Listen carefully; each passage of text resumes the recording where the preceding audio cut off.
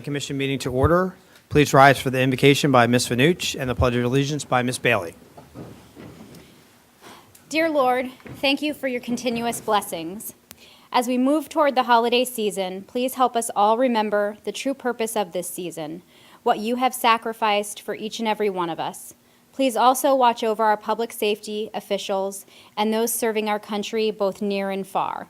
Many of those women and men make sacrifices for this country to be away from loved ones during this time, and please help us remember those folks and keep them in our hearts and thank them, and please inspire us to do random acts of kindness during this season of giving. In your name we pray. Amen.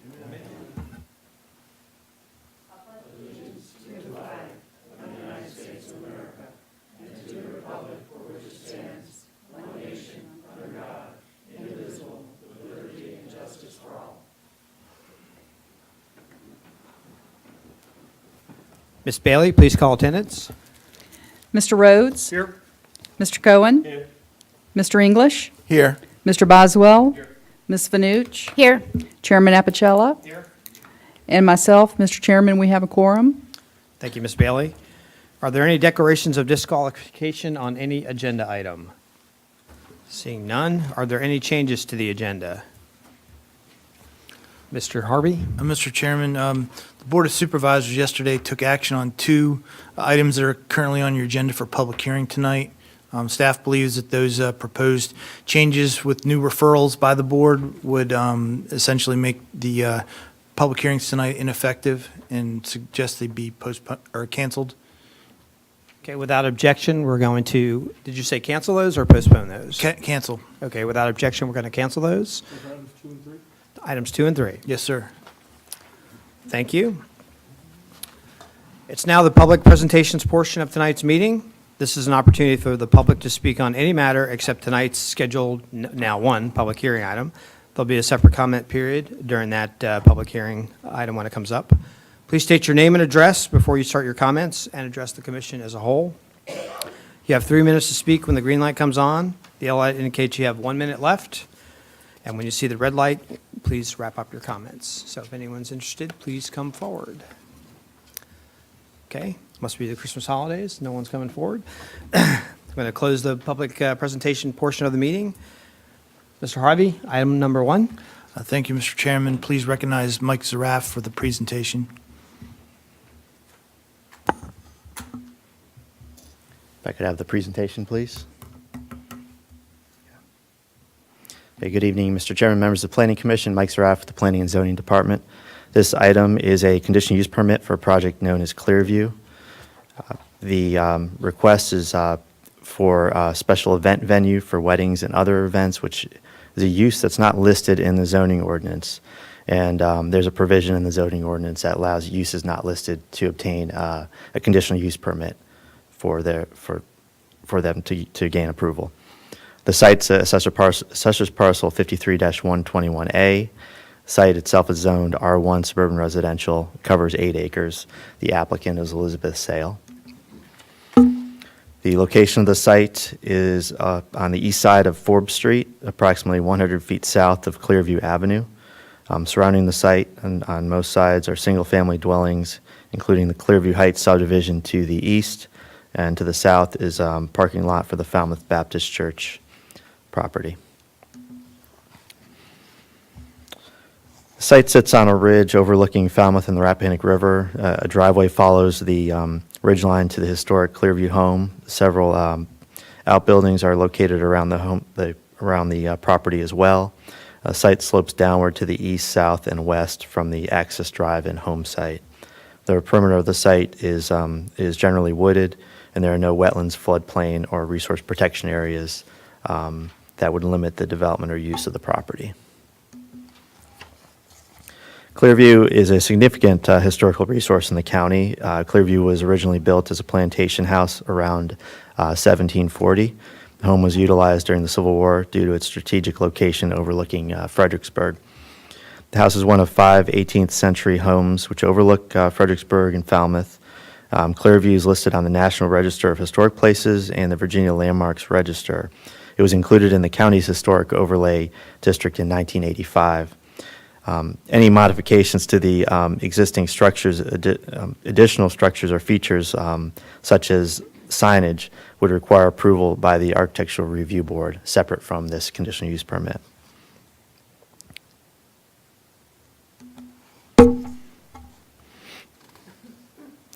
The general development plan identifies that the event venue is proposed in the location of an existing four-car garage, which is proposed to be converted, and it's in the area that's circled on the map.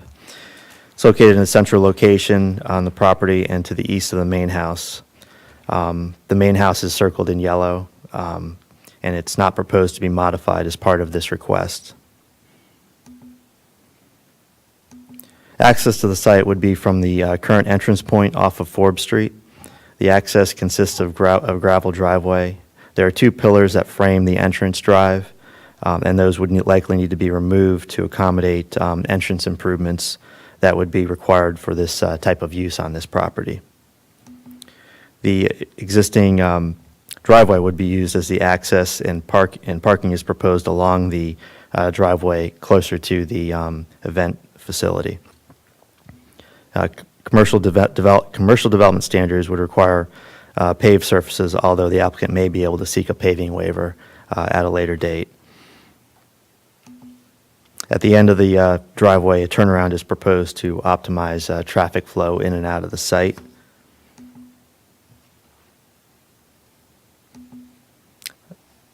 In combination with the existing trees that serve as transitional buffers from adjacent uses, a row of evergreen trees or fencing is proposed along the portion of the access drive that's closest to the Clearview Heights residential neighborhood to enhance screening in this location.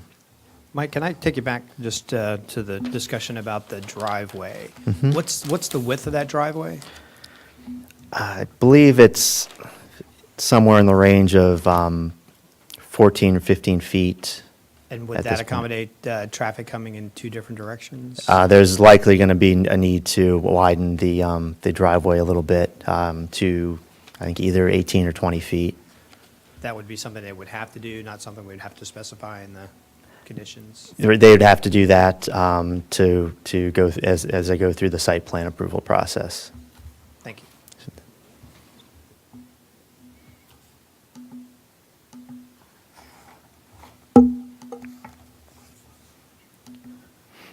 This view highlights the location of the existing structure that'd be modified for the venue, and the current four-stall garage. The yellow shading denotes the area of building expansion, and then the outdoor patio space is proposed as well on the front and back of the expansion. Also, an outdoor area for weddings is shown on the GDP that the applicant may utilize as part of the overall use. The applicant also notes that there may be temporary tents or canopies that may be utilized. Staff is recommending a condition that no tents or canopies be located within 100 feet of any of the property line on the site. These are the initial renovation plans for the garage structure that would house the event venue. Again, these plans would require approval from the ARB, the Architectural Review Board. These two images show distance proximity. The image on the right shows the closest residential structures to the property, and these are to the east in Clearview Heights. They range from 25 to 45 feet from the closest point of the structure to the property line. And then the image on the left illustrates the closest structures to the venue, which are 300 and 350 feet away.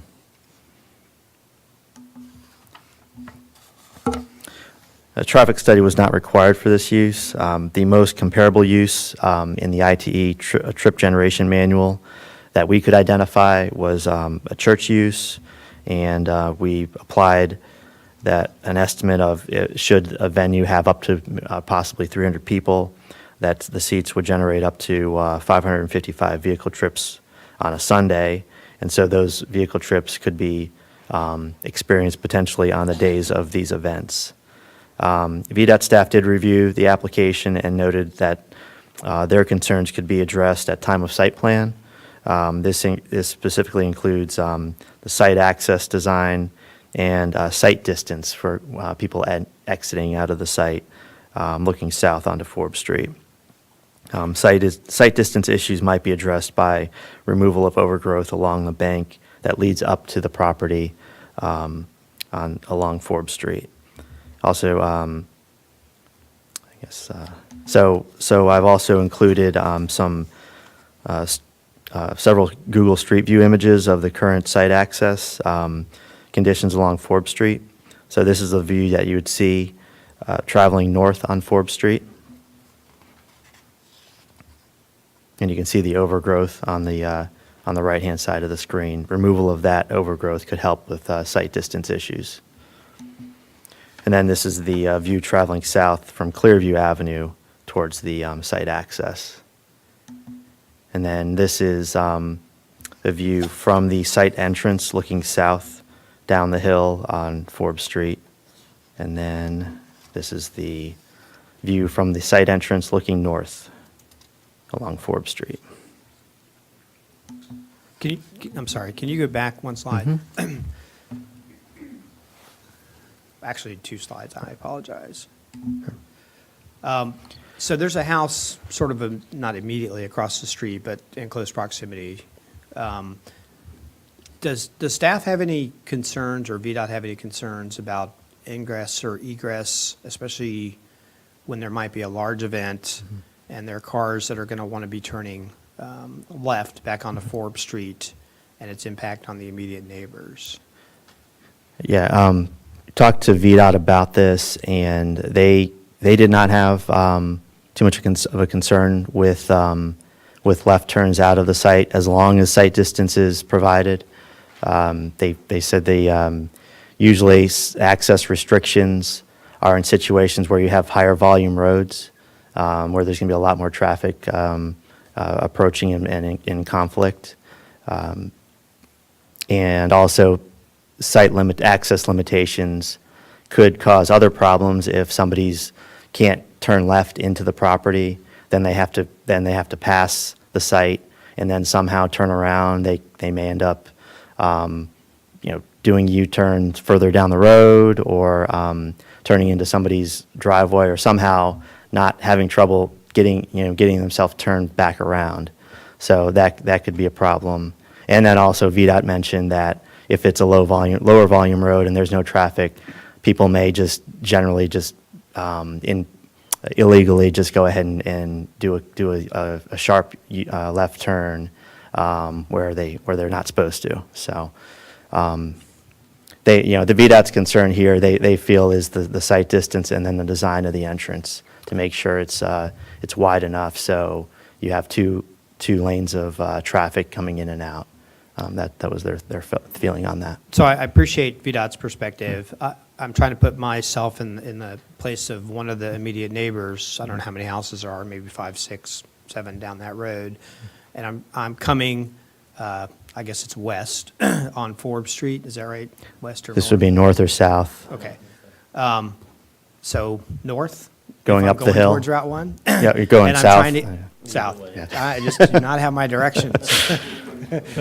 Why don't we try east? And I'm trying to get to my house, and there are 100 cars that are turning left onto Forbes Street. And I'm just waiting to get to my house. Is that not an issue or concern? And how might that be dealt with or mitigated? Well,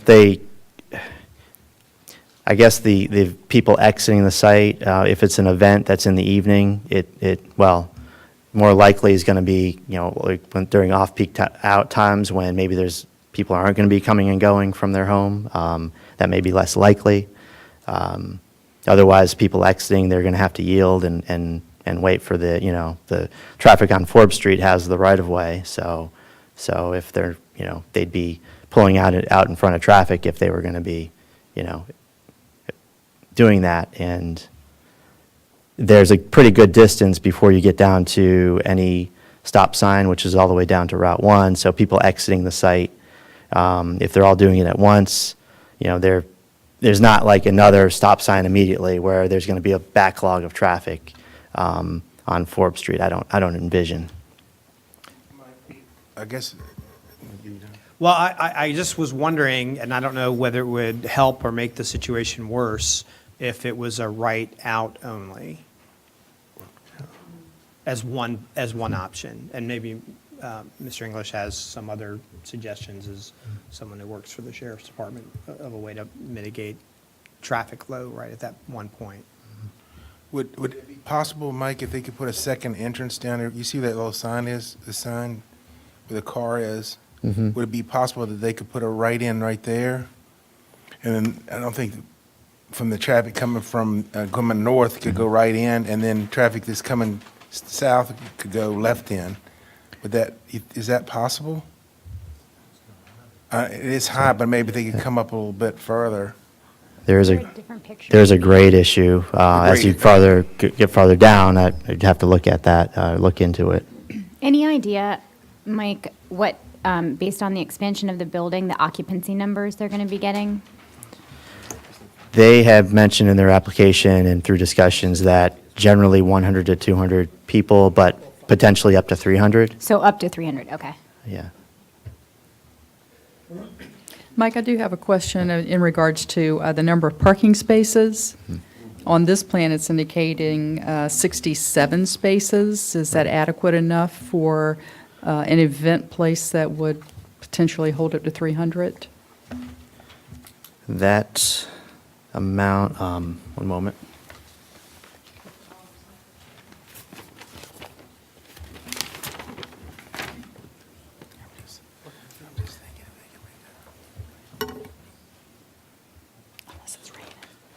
I believe that was, I have to look back in my notes, but I believe that was the number we provided to them based on the zoning requirements for the closest use in the parking tabulations was a conference facility. And I have to check to see if I based that number on 300 attendees. And will these parking pads be gravelled, or will they be paved? Any indication what that would be? Well, the ordinance requirement generally is paved, but there is a potential that it could be another surface, possibly gravel, and the applicant would have to seek a waiver to have some other type of surface. And I think it is their goal, and I defer to them to confirm, but I think they would prefer some other surface other than a hard asphalt surface on this site. And who does that waiver request go to? That waiver would be made to, is it to you? Okay, to Mr. Harvey. I'm still not, I'm still not feeling like we addressed that one issue about the, I'll call it the egress outside during a large event. So I've heard in other circumstances that people who represent the venue have put folks out to help direct traffic. Is that an option? And I'm going to ask Mr. English how that might work. Yeah, that would be an option. Just like they would do as far as, when we do with, for school traffic, we have the safety guards, that they would probably have to come through the sheriff's office, do a quick class for the employees to do that. And I think that would be, that Have would some work. sort of Yeah, that's an option. traffic management. Yeah, that's Roy and a I were very talking big- about that a second ago, and he had same recommendation. That wouldn't, Okay. that wouldn't cost them anything. I mean, just getting the employees. I would Might be the least defer to- costly mitigation. Is it within our power to add that type of requirement? Yeah, you may want to, I guess, maybe talk to the applicant as well, just to see what their thoughts are on it as well. But I think you could. Okay. Mr. Cohen? Mr. Zarf, I was curious, when I first was reading all the material, I was thinking of Belmont and that type of, because they don't have paid parking, it's a historical thing, they have events. My concern was sort of the lack of lighting there when you go at night and try to find your car and try to drive out of there.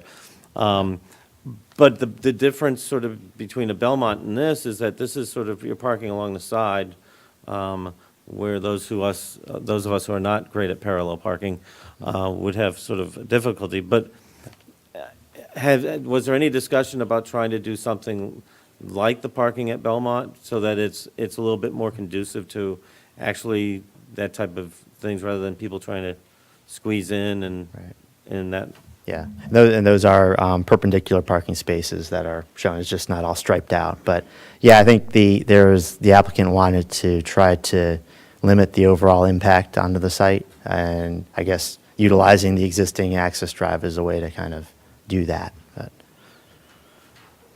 I had a couple more questions, if that's okay. Well, it's my fault for stopping Okay. Mike midstream. Do we want to give him a chance to, I just Let's want to go. take the Yeah. opportunity, since he was talking about, the entrance, to kind of jump in Okay. and ask some questions about it. So if it's about that, okay. okay. Okay. All right, and there's several conditions that are being proposed. With parking, there are conditions to ensure adequate parking in designated spaces to avoid parking on Forbes Street and not obstructing travelways. And access should be limited to the current location with entrance improvements. With screening, properties to the east of the travelway would be screened with existing vegetation, new vegetation, or privacy fence. And then with outdoor uses, the outdoor activities and canopies and tents would be set back 100 feet from any adjacent residential properties.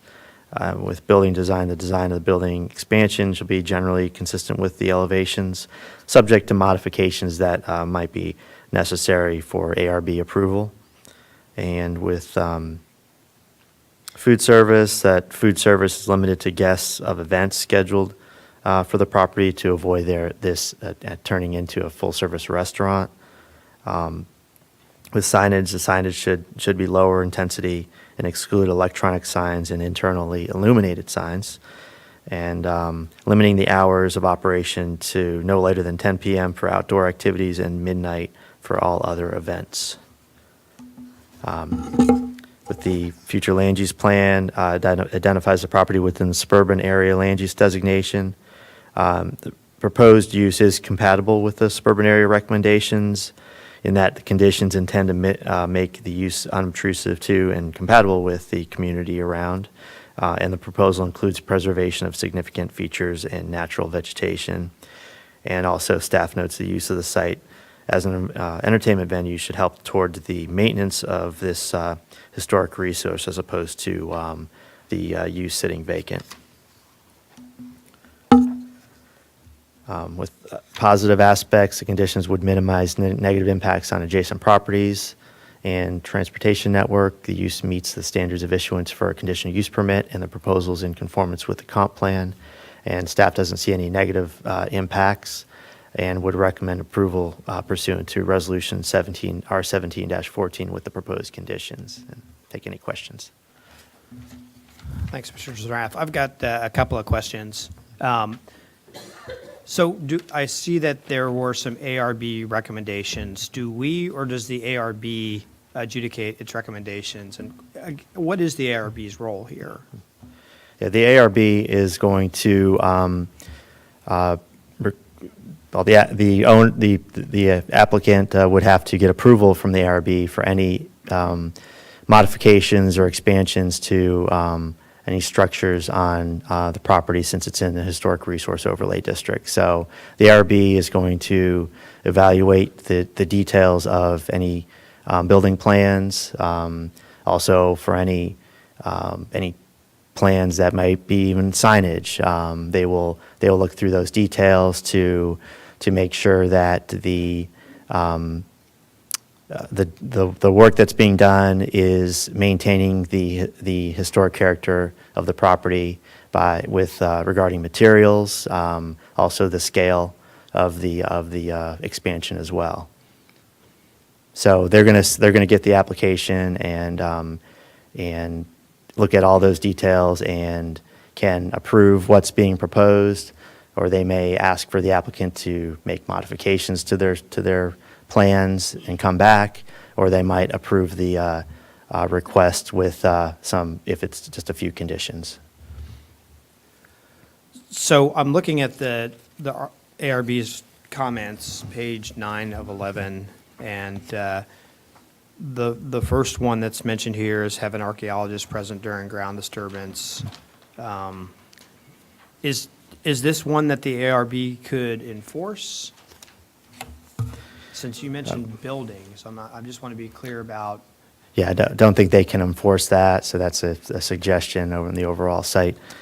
And, And that, but it is a condition that Right. we could, something along these lines, to have an archaeologist take a look at the site before any ground disturbance. I think it's a Yeah. little, having one present might be a little yeah, too much, but. yeah, talked to the applicant about some of these points, and, they agree with kind of the thought of going through the, typically we'll get request a Phase 1 archaeological study, and that can be done on the areas where any disturbance is going to be proposed.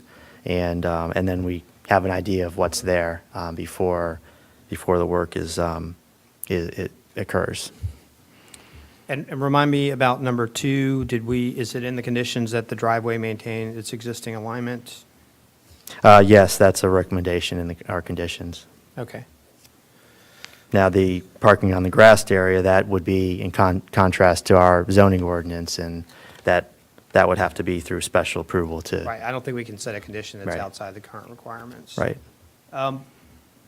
Can you help me understand the 10 to 12 hours of operation for non-outdoor uses during the weekday? Yeah, so we went with 10 p.m. for outdoor uses.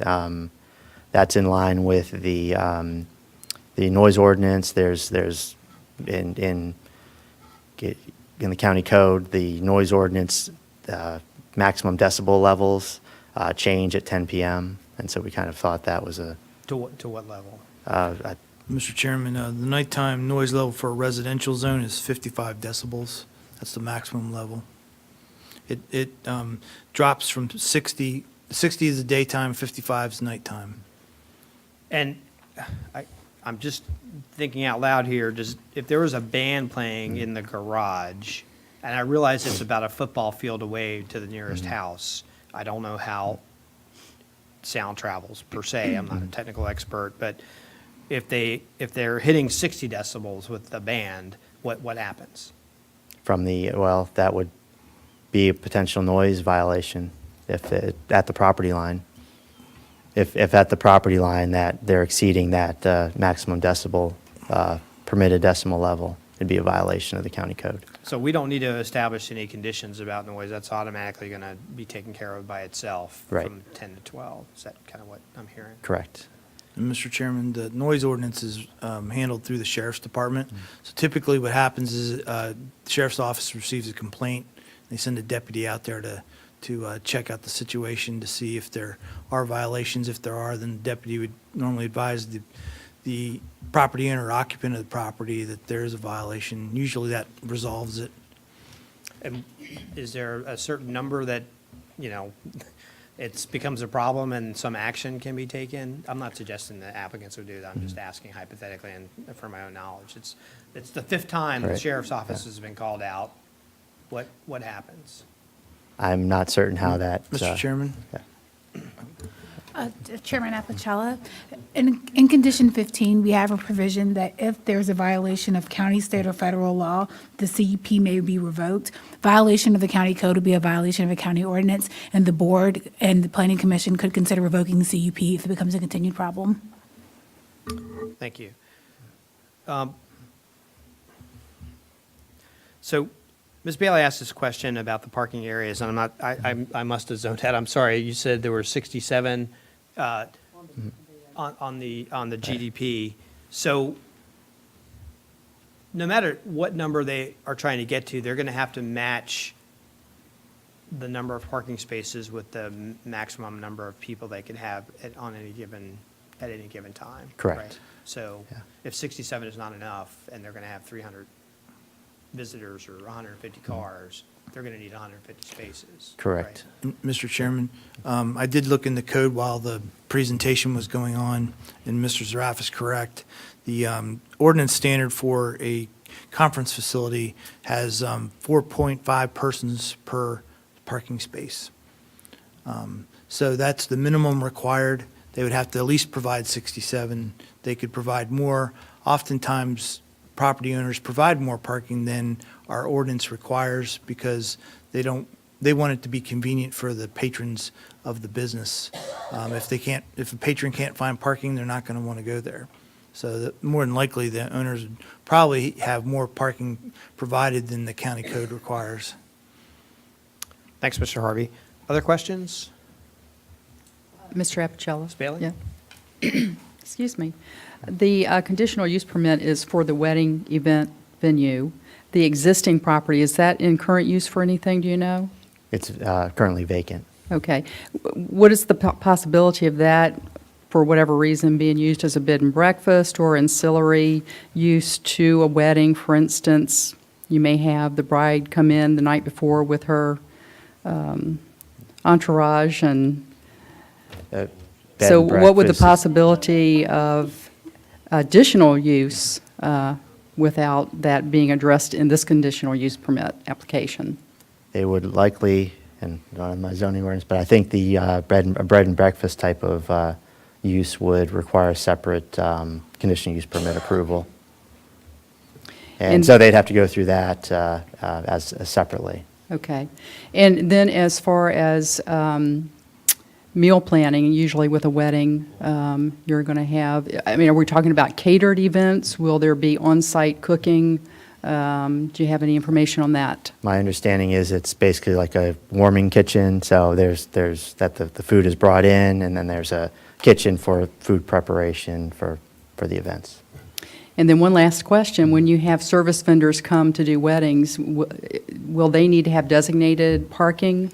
And I don't see that on the GDP, if in fact that might be required. I'd have to check on that to see if Ms. Bailey, they would be required to have a loading loading space. space. So when they go through the site plan, that would be a part of that? Captured during that review. okay. Yes. Mr. Cohen? You can go. Oh, okay. A couple of quick questions. Since you mentioned bringing stuff to it, trash. I didn't, trash, a trash receptacle or something. I'm assuming there'll have to be one there, but I don't see it on anything. So is that something that we promise that in future we'll look into? My understanding from the applicant is that they are going to be requiring the people operating the venue that they'd have to remove the trash after each event, each day. Okay. And refresh my memory, are there any plans relating to Forbes Street when we're looking at the Falmouth Historic District, as far as widening, fixing, doing anything? Or is this outside of what we generally think of as the historic Falmouth area? Yes, it's just outside of our designated kind of historic area for Falmouth, and I'm not aware of any near-term plans to make improvements to Forbes Street in this Okay, location. and the reason why I'm thinking that, but if we were trying to make the historic Falmouth area walkable, and people wanted to go up to this historic site, even just to look at the house, if there's nothing in it, to see it and maybe, see a plaque, go do that little thing everybody does now with that looks like little black and white bubbly things, but I don't remember the name of it.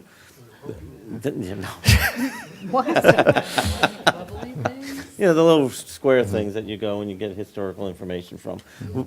QR code, right. Well, they were really big with, I know that on the Historical Commission, we were big on that. There's no way for anybody to really do that or know about that.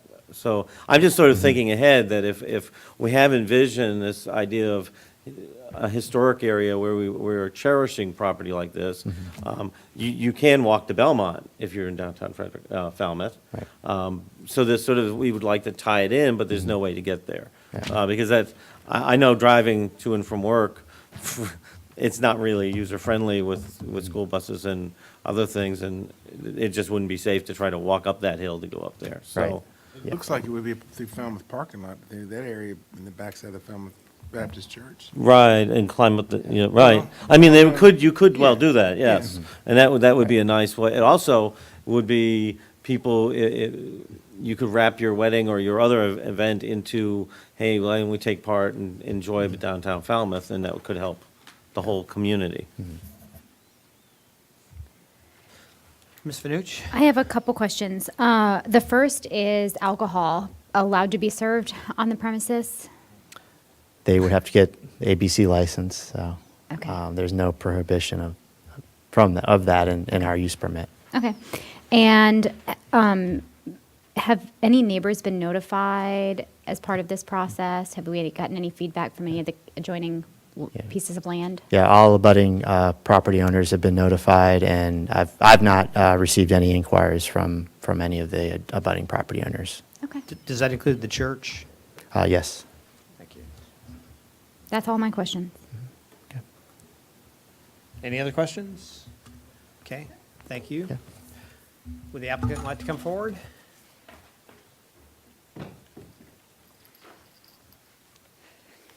Hi. Did you all have some questions, or? Did you have anything you wanted to state in advance? or- We're excited about embarking on this endeavor of turning our family's property into an event facility. And we've tried to be thoughtful about the history of the property. And when you guys were talking about things like parking and paving the driveway, widening the driveway, we want to be able to, certainly when people rent the facility, be able to know that if there's emergency vehicles that need to come, that they have easy access. That was part of the reason for the turnaround in front of the house. And when Mike talked about exploring the possibility of alternate surfaces for the driveway, our thought was to, if it was possible down the road when we get there, consider tar and chip, which would be kind of a mix of gravel and pavement. One of you all brought up loading areas. If you look at the area right in front of the garage, there is, that was our thought of where loading would take Computer place, police. loading and unloading, and there would be ample handicap parking. And that would be ramped down to a small patio in front of the structure. Just 1 second, Mr. English. Can we just get your name and address for the record? My name's Elizabeth Sale, and my address is 415 Belle Plains Road. Thank you. I'm sorry, Mr. English. Go ahead. Ms. Sale, are you going to do anything with the house? Is the house going to be used for anything? The house is presently getting a little tender loving care, and part of why we want to do this is to be able to create some income to keep the property up. Understood. And we don't want to have any bed and breakfast sort of thing going on in that house. I know one of you all brought that up. We have no interest in having renters ever spend the night. We'd like to be able to offer the house to be used for brides to come and go for services and that sort of thing. But it's a house that was built in the 1700s, and we just don't feel it's safe, really, for people to be in there, for events, really. Is it going to be kind of like the one out in Spotsylvania? I don't know if you're familiar with the one on Spotsylvania 208 on the right. I It's the haven't farm, been it's there, got yeah. They get the older houses, and that's what they use.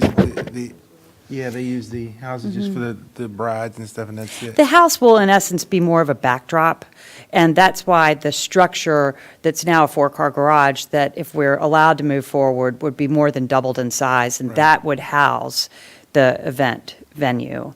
And again, the first floor of the house I can see being used for pictures and, the bridal party perhaps getting dressed downstairs, not upstairs. So it would be used some, but more as a backdrop. Other questions?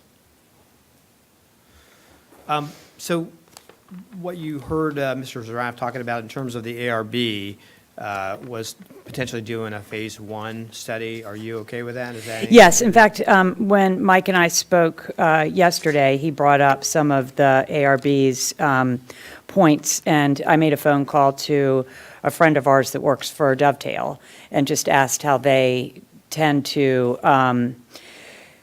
work with people who are doing this sort of thing. And he said that as far as needing someone to be there from his firm for every time a shovel's been would be put in the ground is overkill and would be very expensive for us. But what he would want to do would be take a look at where we're proposing to make changes on the grounds, being additions or, adding to the driveway or whatever. And in those places, go in and do archaeological studies. And then if there's something there that's of interest, then explore it further and kind of move as they find things. So my only other question is again about ingress and egress. And do you have any thoughts or ideas about how to mitigate the impacts on your neighbors if you have a large event and a lot of people are trying to leave at the same time? Yes, again, we want people to use our venue, and we want them to be able to use it safely, both coming and going. And in so doing, I feel like we need to change the entrance as well. And I want VDOT to help us with that. It's narrow right now. It's at the top of the hill. We feel like if we were to move the pillars that are there now further in the driveway and widen that entrance so that a car can kind of pull out in different directions depending whether they're going to go north towards Clearview subdivision or south towards Falmouth Bottom.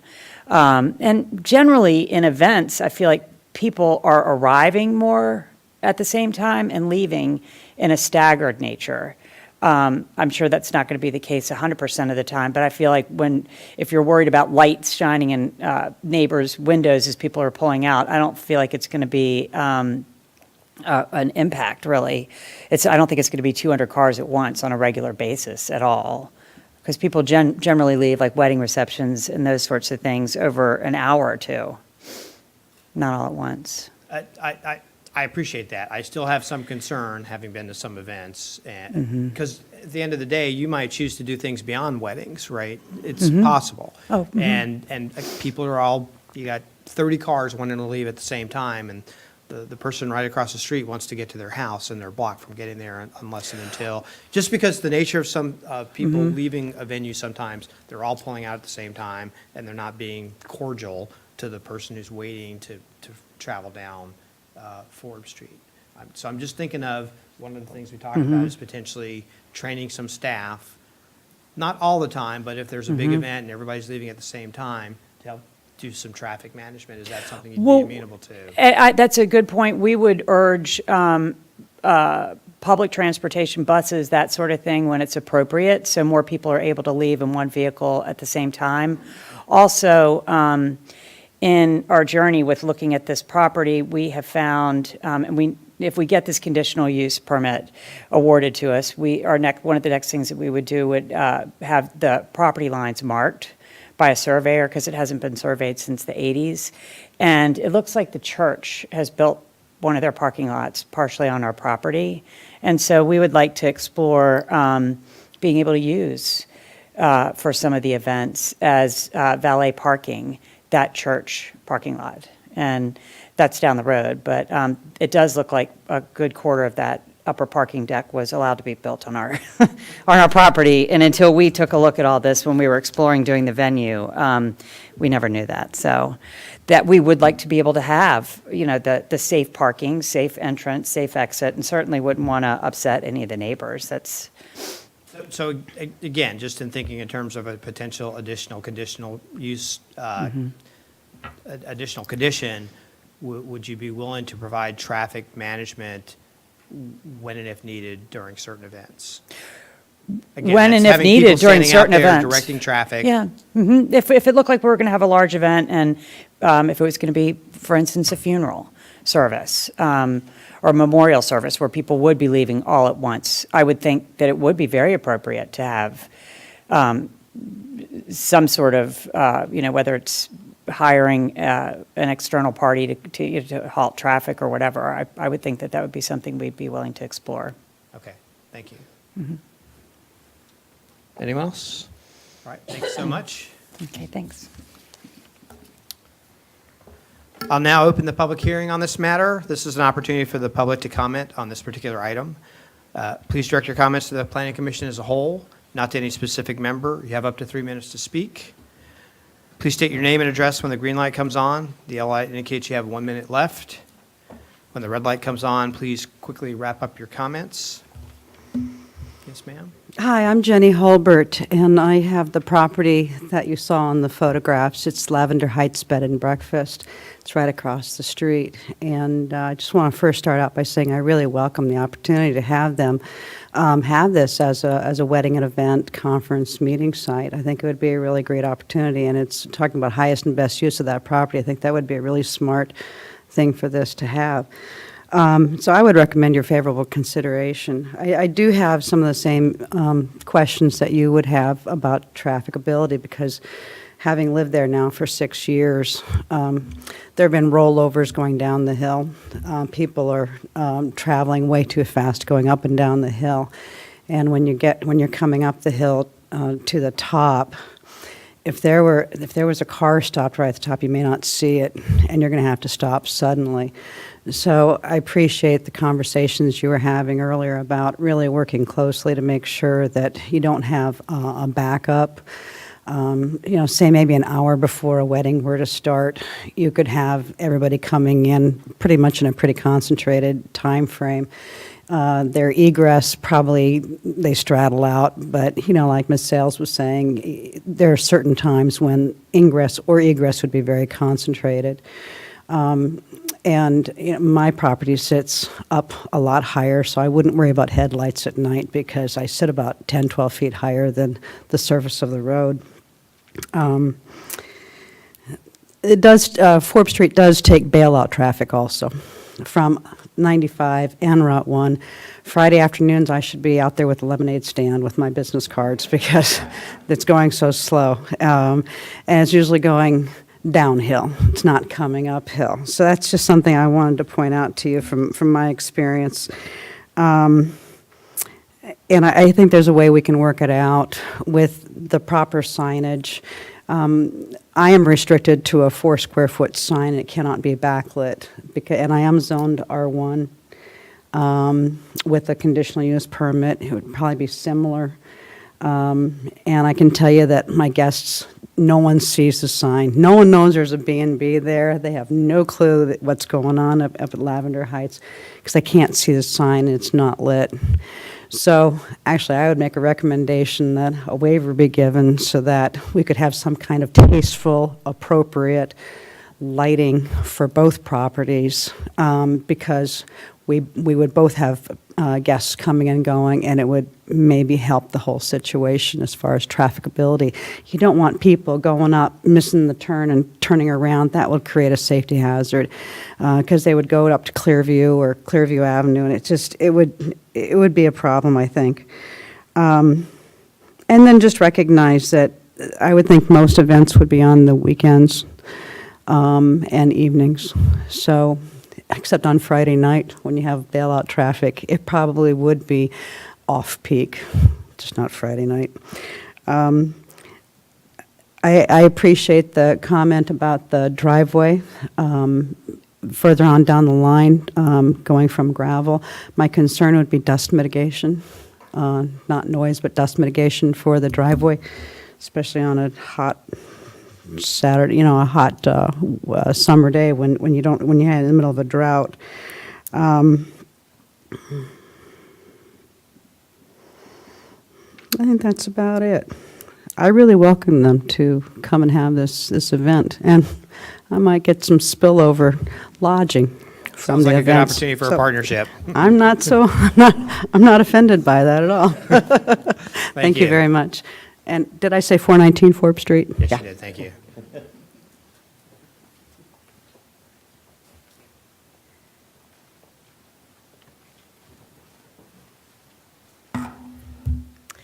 Good evening, Mr. Chairman and members of the Planning Commission. I'm Irma Clifton. I live at 100 Carter Street in beautiful, historic downtown Falmouth. I'm here tonight to support the Clearview Property Conditional Use Permit. This is a lovely site and would lend itself to such a use as is being proposed. I do foresee a few issues, which you all have covered tonight, by the way, such as traffic control, overflow parking, lighting, noise, and paving. But I believe these can be resolved before the time of the site plan approval. With oversight by the county's ARB and restrictions placed on properties in a National Register Historic District, the integrity and sense of place should be protected and ensure that one of the gems of Falmouth, I think they said there were 5, from that era, gems of, is preserved for the next generation to learn from and enjoy. Belmont has a similar operation that has proved to be an asset and adds to their revenue stream, which is especially important in maintaining historic properties. I can tell you that. Also, Belmont is located on a narrow 2-lane road, and I have not seen or experienced any adverse impact on traffic. It's on the, as you all know, on the west side of Washington Street, and traffic comes barreling down there from 17, but there has not been any issue with that as far as I know. I believe this property to be a creative and worthwhile use for a historic property, and that staff recommended conditions will contribute to the successful operation, and that this project will be a welcome part of historic Falmouth's community. Thank you. Thank you very much. Anyone else? Seeing no one else, I'll close the public hearing and bring it back to the commission. This just happens to be in the Falmouth district. I'd like to talk about and have us consider a couple of additional conditions based on the conversation and some of the concerns raised by the 2 public commenters. The first one, and actually I think the second one as well, it might be that we need to tweak the language that I'm proposing here, but I'd like to add a condition that a Phase 1 archaeological study be conducted prior to any land disturbance. I see a head nod from the applicant. And the second one would be sufficient traffic management commensurate with the size and scope of specific events. Sufficient traffic management commensurate with the size and scope of events. I'm open to any language that further clarifies it, but I'm struggling with trying to define when traffic management might be required. I don't know whether it's 100 cars leaving at the same time, 200 cars. I think it's just kind of something that would have to be worked out. But if anyone has any other language, I'm certainly open to it. Would that mean that, do you mean that you want VDOT to get involved in directing us in how? No, what I'm saying is, for specific events, you may need to have some kind of traffic management. And as one public commenter mentioned, it might also be in terms of ingress as well as egress. So I didn't want to limit it to just egress. There might be times when you have a lot of vehicles entering into the property because, you've got chairs and food and whatever being delivered at a certain time, and you've got traffic that's also wanting to go one way or the other. So I'm leaving it pretty broad, also a little bit vague. I don't know how to further define it. I know conceptually what I mean, but and I'm not sure if I'm adequately saying. I think, go ahead. I get what you're saying. I don't know if you want to put a car limit or not on it either, but just somebody's going to be managing your traffic. If you've got, like Mr. Appicello said, if you've got 100 cars and you know that's going to be coming out at one time, like say you had a funeral, you're going to have somebody, employees or something like that's going to, hey, see that the traffic moves flow and stop it if need be and have some sort of Sure. traffic training. I think that's where he wants to go with this. Okay, that sounds good. Am I right? Right. Yeah. So I don't know if that's a good time to put a limit on the cars because 25 cars can mess up the whole thing. So I don't know if That's why I'm saying commensurate with the size and scope of the Yeah, and I event, don't- and because I it don't- might Okay, vary. yeah. One event might have 100 cars, Yeah. and it might not be a problem. Another event might have 25 cars, and it Still could be cause a problem, problematic. yeah. Mm-hmm. Yeah, Okay, so I don't yeah. know. Is that, Yeah, I would agree to that. And then you may, just a suggestion, Ms. Sales, you may want to talk to one of our traffic guys at the sheriff's office maybe get some guidance from them. They may be able to give you some insight too. And Perfect, we'll do that. I'm always open to whatever you need, contacts, I can help you on that end. Thank you. Sure. Any other comments before I pass the gavel to Mr. Cohen? There was one other comment that I had about the sign. Is it within our scope to provide some type of a waiver to allow them to put a larger backlit sign? I think that goes back to the other discussion about the change in the surface of the parking.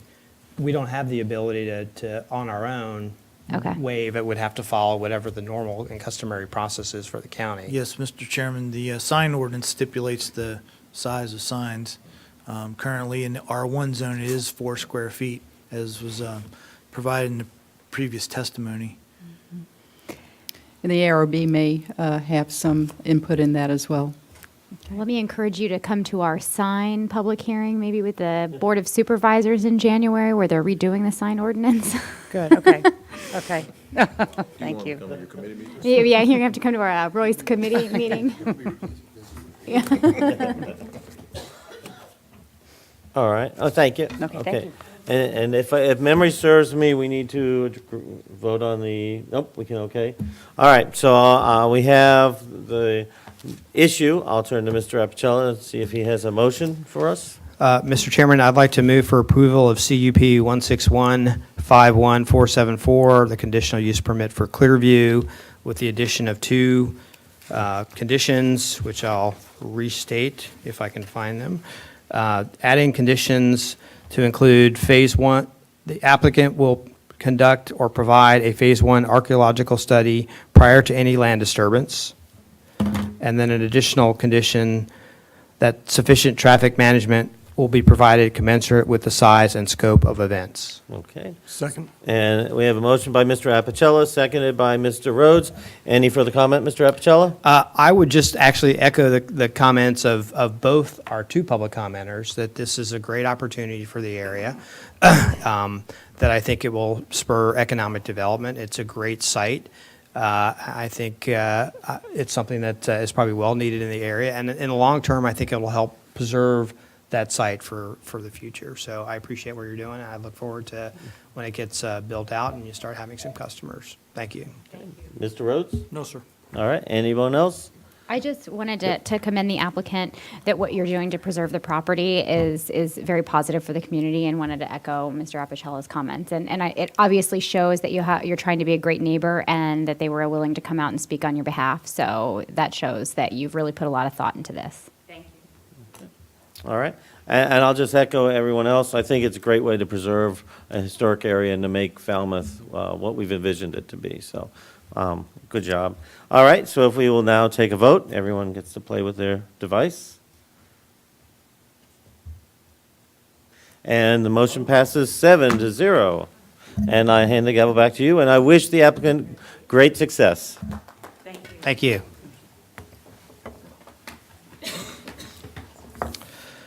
Again, items 2 and 3 have been canceled, so we're moving on to unfinished business. Item number 4, now item number 2, the reclassification of courtyards of Colonial Forge. And Mr. Chairman, Mike Zaraff will give the staff update. Okay, hello again. This is a request for reclassification from the A1 Agricultural Zoning District to the R3 Urban Residential High-Density Zoning District to allow for development of 39 townhouse residential units. On the site, the development includes a total of 49 residential units. A public hearing on the application was conducted on November 9th, and the related discussion was deferred to this meeting. There were 2 issues of concern raised at the time. First was the Commission raised concerns about the proffered noise mitigation measures, not including measurable standards. The applicant has proposed changes to proffer number 7 to specify that materials would reduce noise levels within each residential unit to a 45 decibel level or less. And there's a question from one of the commissioners, if you can go to the presentation, please, of what 45 decibels mean. And so we have this handy chart that is used occasionally, And this shows typical sounds that are associated with different decibel levels. So you can see in the 40 to 50 decibel level range that corresponds with a typical suburban area background or library. And doing some other research, that 45 decibel level also can correspond with the noise generated from a computer, refrigerator, babbling brook, or light traffic. So, Mike, this is a great chart. Yeah. Can you send it to us? sure. Yeah. Okay, then the next issue was due to the project being located within the airport overlay zone of the comp plan, the commission requested input from the Stafford Regional Airport Authority, and subsequent to the meeting, you received comments from the the Stafford Regional Airport Authority. Summary of those comments include that although they recognize that the incompatibilities with higher density housing in this location, the Regional Airport Authority is not opposed to the project due to the scale of the project, the existing conditions, and prior approvals, and proffered mitigation efforts that they're offering. And the memorandum was included in your attachment. The time limit for the Planning Commission to act on this was February 17th, and I'll turn it back for any questions. Thank you, Mr. Draff. Any questions for staff? Thank you. Would the applicant like to come forward?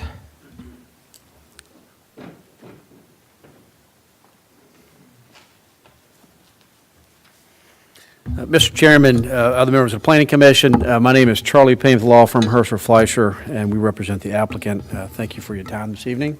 Merry Christmas and Happy Holidays to you all. This is your last meeting of the year. I'm sure you're very excited about that, as are we. I think I would just simply reiterate just a few quick comments and thanks to staff for its presentation. I don't have a very fancy chart, but I appreciate the the analogy that was presented by staff. I thought the bottom one was a snake at first when I first looked at it, so it's been a very quiet snake. But anyways, just a reminder, this is a very small infill project. It's consistent with the comprehensive plan. The uses that surround us are very similar as well.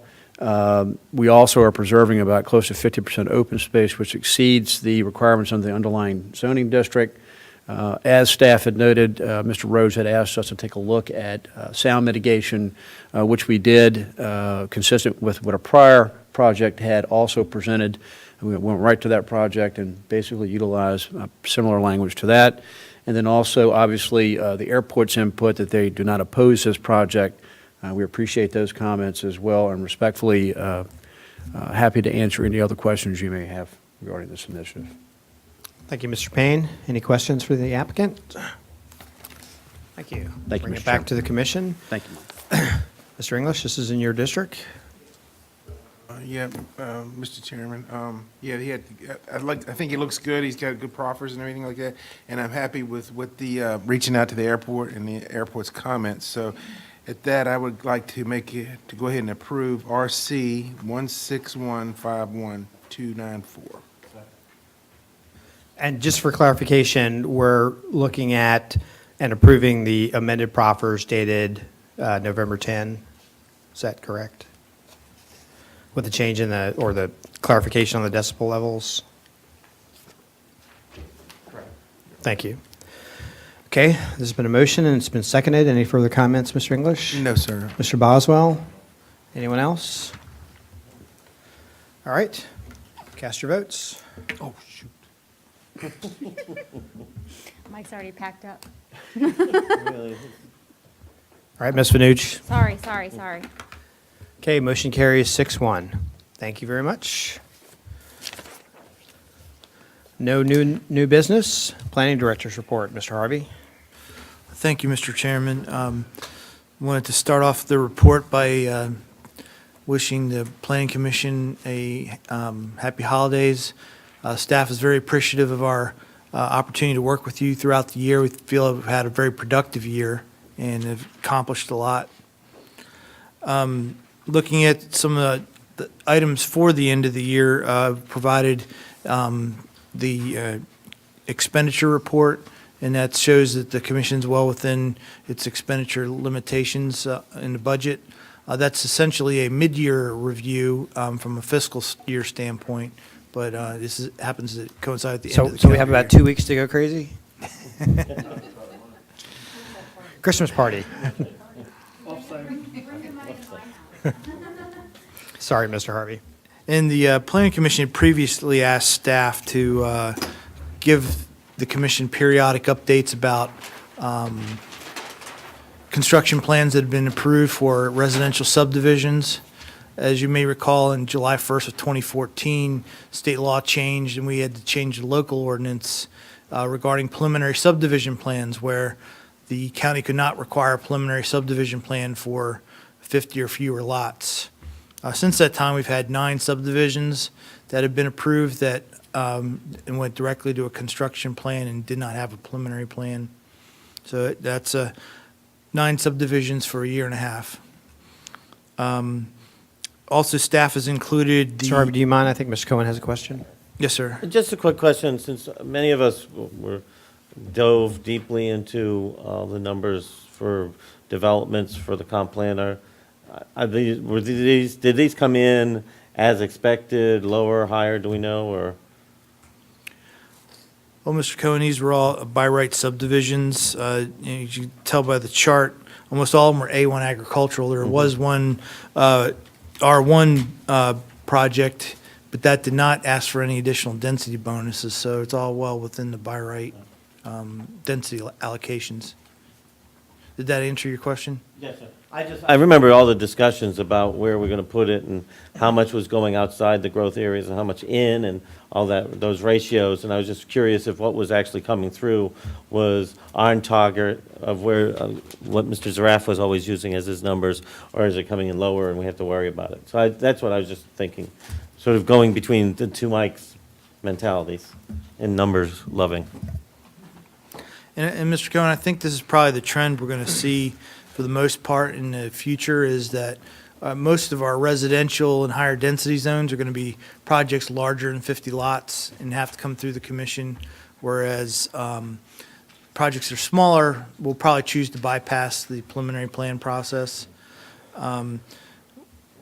Would like to note that staff is observing that our supply of lots that have been platted but not built on is shrinking due to the pickup in the economy over the last few years. So we're almost back to what I would refer to as normal operations, where we have less than 2,000 platted lots that aren't built. This year, we're looking at possibly building having a total of around 800 or more homes built this year, which is an uptick from last year. So we're seeing the trend continue to move upward, but no indication of any real spike in housing development. Also wanted to let the commission know we've provided a draft calendar for next year. It's for you to think about, look at the calendar dates, and we'll talk about that at the first January meeting. Last night, the Board of Supervisors had a very busy meeting, and there was a number of things that they dealt with that may be of interest to the commission. In the afternoon, they approved the Dollar General store rezoning on Courthouse Road. They also referred the Integrated Corporate and Technology Park Overlay Zone back to the Planning Commission. That was one of the public hearings that was canceled for tonight.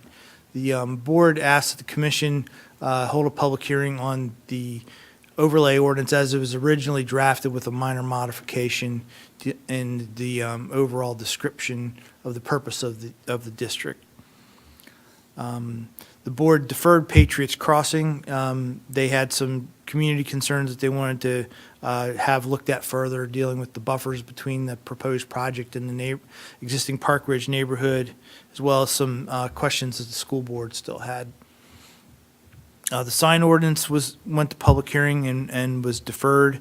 The board has asked staff to draft some of the amendments that pertain to comments we received after the Planning Commission's public hearing.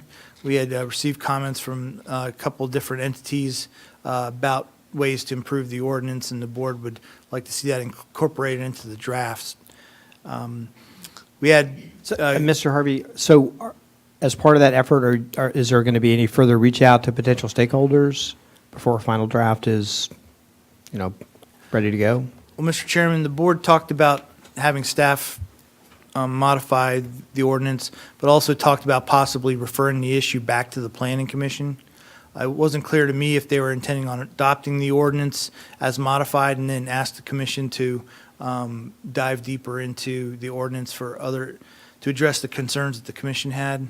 I think that still has yet to be finally determined in January on the 24th. So there may be more opportunity for input. The board also, thanks to Commissioner Vanucci's help, approved the cemetery ordinance. That was a unanimous approval.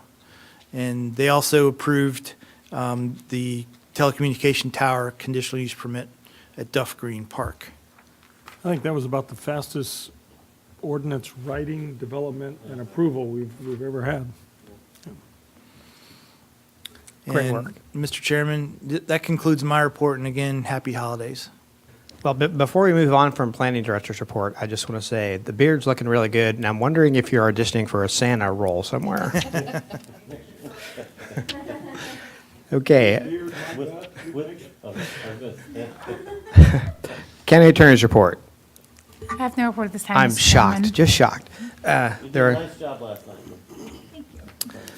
There are no committee reports. Chairman's report. Well, first of all, I just want to thank everyone for their hard work this past year and the tremendous efforts, in particular of staff. We were just well served, but I think what I think is the best staff in the entire Commonwealth. So thank you so much to you, Jeff, and everyone who works in your office. I want to thank everyone for giving me the opportunity to be chairman this year. It's been fun. It's also been an honor and a privilege, and again, I thank everybody for giving me this opportunity. And I just want to wish everybody a very Merry Christmas and a Happy New Year. And I want to give folks an opportunity to say anything before we close out this year, if they would like to. I just had one question. Mr. Harvey, are we going to have the opportunity to meet the new county administrator? Is he going to come to one of our meetings, or is that appropriate or not? Mr. English, I don't know yet. From what I've been told, the new administrator will start February 1st. So we'll have to see, once he gets on board and gets acclimated, what his itinerary will be. Okay. I'll second that motion. I think it's a condition of his contract that he has to sit through our longest meeting. That's what I'm pretty sure. So would anyone like to make any comments or press on? As the newest member of the Planning Commission this year, it's been an honor to serve with all of you, and staff, you've been very, very helpful. And I want to thank each and every one of you, because when I first joined, I think everybody reached out to me, offered their help and assistance. Specifically, every one of you, I could name it at any different point in time, kind of held my hand through learning curves and helping me identify opportunities to serve the community a little bit better. So I really appreciate that. Thank you. Thank you. Anyone else? Mr. Cohen? Real quickly, just a humongous thank you to Jeff and the staff and Ms. McLennan for a terrific job. Thank you, Mr. Apicella. Ms. Bailey, for everything you've done this year. I can't believe we've accomplished so much. And Ms. Fanucci, that the cemetery thing was just an amazing accomplishment for somebody who just started on the board. So I think that is something to be very much greatly appreciated. And thank you again. Thank you, Mr. Cohen. Mr. Chairman? Mr. Rhodes? While being a bit redundant, I don't think it's undeserved, and certainly I think all are very appreciative of the great work of the staff and the super job that Jeff does leading them. I think we have, the last few years, provided some feedback both to the county administrator as well as the chairman of the Board of Supervisors for consideration as they're going through their performance evaluations, and I think that'd be, given our strong feelings towards the tremendous professionalism and support provided by the staff, not just for us, but in their work with clients and customers and citizens of the county, I think it'd be appropriate for us to have a communication that goes forward again this year. Sounds good. I think that's a great idea. Anyone else? All right. Moving on. Other business. TRC for the 28th canceled. Darn, I'm sure everybody's upset about that. Darn it. And then a TRC meeting in January. It looks like I have an item there and one for Hartwood and Garrisonville as well. So the last item for tonight is approval of minutes. Make a October motion 12th. for approval of the October 12th minutes? Okay. Cast your vote. Oh.